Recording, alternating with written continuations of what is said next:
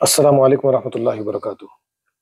غور و فکر کی موت، اس حوالے سے کچھ باتوں کو آپ کے سامنے پیش کرنے کی کوشش کروں گا۔ سب سے پہلے انسانی ذہن پر کچھ باتیں آپ کے سامنے پیش کروں گا۔ انسانی ذہن کی دو قسمیں ہیں، تقلیدی اور اجتہادی۔ تقلیدی ذہن اور اجتہادی ذہن کے بارے میں آپ یہ جان لیں کہ ان دونوں کے بیچ میں ایک فرق ہے، اور اس فرق کو سادہ طور پر اس طرح سے بیان کیا جا سکتا ہے کہ تقلیدی ذہن سے مراد بند ذہن ہے، اور اجتہادی ذہن سے مراد کھلا ذہن۔ تقلیدی انسان کا ذہنی سفر ایک حد پر جا کر رک جاتا ہے، اس کے برعکس اجتہادی انسان کا ذہنی سفر برابر آگے کی طرف جاری رہتا ہے، وہ موت سے پہلے کبھی ختم نہیں ہوتا۔ اور اب ہم اپنے مسلم معاشرے کو لیتے ہیں۔ موجودہ زمانے میں مسلمانوں کے اندر ذہنی ارتقاء کا عمل تقریباً رک گیا ہے۔ اس کی وجہ یہ ہے کہ ان کے اندر مقلدانہ طرز فکر کا رواج ہو گیا، اور مجتہدانہ طرز فکر کا اس طرح خاتمہ ہو گیا جیسے وہ کوئی برائی ہو، اور جس چیز کو چھوڑ دینا ہی بہتر ہو۔ عام طور پر لوگوں کا ذہن یہ بن گیا ہے کہ علم و تحقیق کا سارا کام علماء سلف کر چکے ہیں، اب ہمارے لیے کرنے کا کام صرف یہ ہے کہ ہم ان کی کتابوں کو پڑھیں اور ان کا اتباع کریں۔ اب اس کے بعد میں دیکھیے، توحید کے بارے میں کچھ باتوں کو آپ کے سامنے پیش کروں۔ جیسا کہ موضوع میں نے آپ کے سامنے پیش کر دیا، غور و فکر کی موت۔ توحید انسانوں کو جوڑتی ہے، اور شرک انسانوں کو ٹکڑوں کے اندر بانٹتا چلا جاتا ہے۔ اس بات کو اپنے ذہنوں کے اندر بٹھا لیجئے کہ توحید انسانوں کو جوڑتی ہے، شرک انسانوں کو ٹکڑوں کے اندر بانٹتا چلا جاتا ہے۔ توحیدی طرز فکر انسانوں کو ایک خدا اور اس کے ربانی نظام میں پرانا چاہتا ہے، جبکہ شرک پسند ذہن انسانوں کو خانوں میں بانٹنے اور ان کی گروہ بندی، یعنی فرقے فرقے ان کے اندر فرقے فرقے بنانا، اس کے لیے مختلف ہیلے تلاش کرنا، یہی چاہتا ہے۔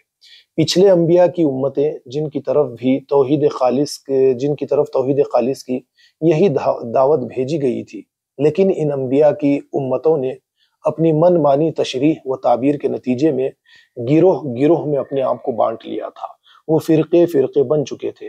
قرآن کا بیان ہے کہ رسول اللہ صلی اللہ علیہ وسلم کی آمد سے ان گروہ بندیوں اور ان کے اختلافات کا خاتمہ ہوا، اور توحید کی تجدید نے ان کے اندر پھر سے فَأَلَّفَ بَيْنَ قُلُوبِكُمْ کا ماحول پیدا کیا، یعنی ان کے اللہ کے نبی صلی اللہ علیہ وسلم کی آمد اور توحید کی دعوت کے ذریعے سے ان کے اختلافات کا خاتمہ کیا گیا، اور انہیں ایک امت کے اندر انہیں جوڑ دیا گیا۔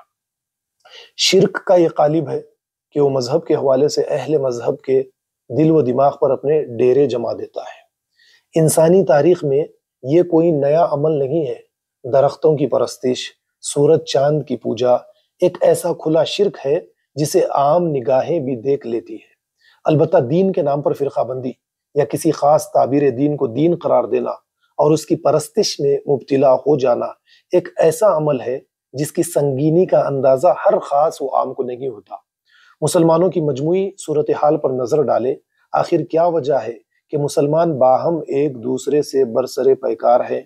کہیں یہ جنگ زبانی ہے، کہیں اس میں الفاظ اور فتاوے کے گولے بارود استعمال ہو رہے ہیں، اور کہیں عین حالت نماز میں مسجدوں کے اندر ایک مسلمان کا دوسرے مسلک کے مسلمان کو بلا تکلف گولیوں کا نشانہ بنانا۔ دین کے نام پر دنیا بھر میں جو مدارس قائم ہیں، ان پر کسی خاص طرز فکر یا مسلک کا رنگ غالب ہے۔ قال اللہ و قال الرسول کے ساتھ ساتھ ان کی اصل کوشش اس بات کی ہے کہ وہ اپنے فرقے کو حق اور دوسروں کو باطل ثابت کرے۔ یہ سلسلہ صرف ہندوستان تک ہی موقوف نہیں، پوری مسلم دنیا بلکہ یورپ اور امریکہ میں جو مسلمانوں کے ادارے قائم ہوئے ہیں، سب کے سب اسی گروہ بندی میں مبتلا ہے۔ سچ تو یہ ہے کہ وہ الہ واحد کی بندگی کے بجائے ایک طرح کی کلٹ ورشپ میں مبتلا ہے۔ ان کے لیے ان کے فرقے یا گروہ اور مسلک نے الہ کا مقام حاصل کر لیا ہے۔ کیا بات میں نے آپ کے سامنے رکھی؟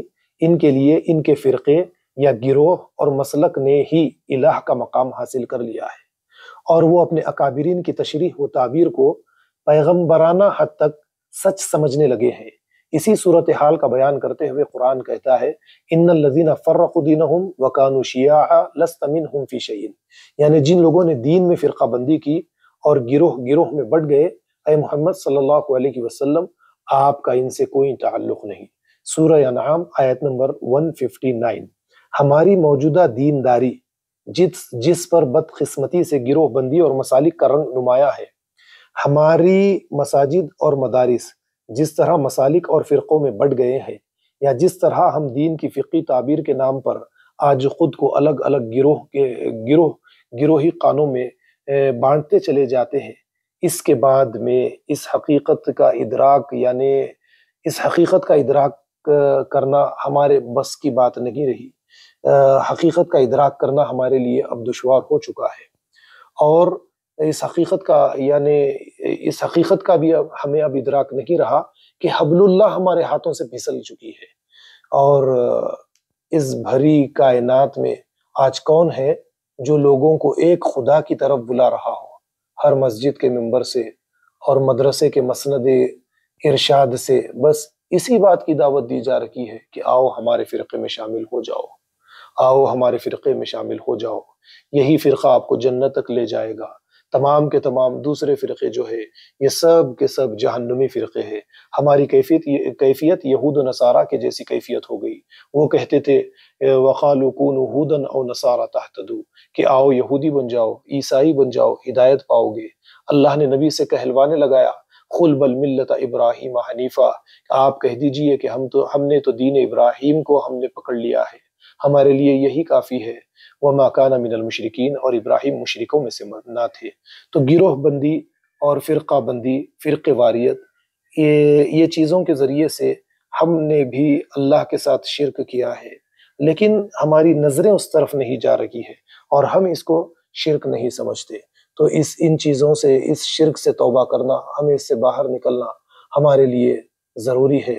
اللہ تعالیٰ نے قرآن کریم میں فرمایا وَلَا تَكُونُوا كَالَّذِينَ تَفَرَّقُوا وَاخْتَلَفُوا مِن بَعْدِ مَا جَاءَهُمُ الْبَيِّنَاتُ، یعنی ان لوگوں کی طرح نہ ہو جاؤ جو بینات، روشن دلائل آ جانے کے بعد بھی فرقہ بندی اور اختلاف کا شکار ہو گئے۔